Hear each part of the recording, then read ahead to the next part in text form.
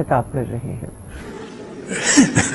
میں سمجھتا ہوں آج کی گفتگو کا نچوڑ اور پچھلے 3-4 سال کی گفتگو کا نچوڑ یہ ہے کہ آپ سب نے ان باتوں کو سن لیا کہ جلدی تشخیص اگر چھاتی کے کینسر کی ہو جائے تو علاج ممکن ہے اور زندگی میں طول مل جائے گا۔ زندگی آخر ختم تو ہونی ہے، اگر کسی کو یہ شبہ ہے کہ نہ ہو تو وہ بہت بڑی غلط فہمی کا شکار ہے، مگر یہ کہ بیماری کا علاج ممکن ہے، یہ بات طے ہو گئی۔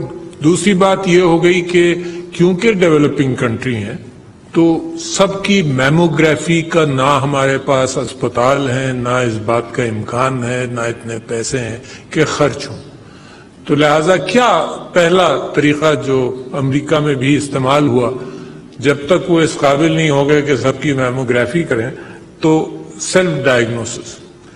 جب یہاں پر ہم آئے تو یہ کہا گیا کہ جناب وہ چھاتی کا نام آپ نہیں لے سکتے، بریسٹ کہہ دیں تو کوئی حرج نہیں۔ یہ ایک تابو تھا جس کو ہم نے ایک دن بھی ایکسپٹ نہیں کیا، ہم نے کہا جو حقیقت ہے اس کو بیان کریں گے۔ تو تابو زندگی سے نکالنے چاہیے، جن چیزوں کا ذکر آپ نہیں کر سکیں اور معاشرے کے لیے مسائل بن جائیں ان کو کم سے کم ڈسکشن پر لائیں۔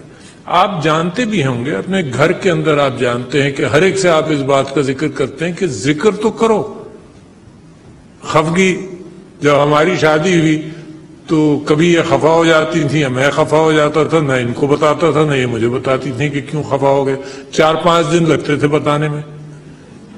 تو ہم یہ سمجھتے ہیں کہ امیڈیٹ کمیونیکیشن۔ ڈاکٹر عارف الوی چھاتی کے کینسر سے متعلق آگاہی مہم سے خطاب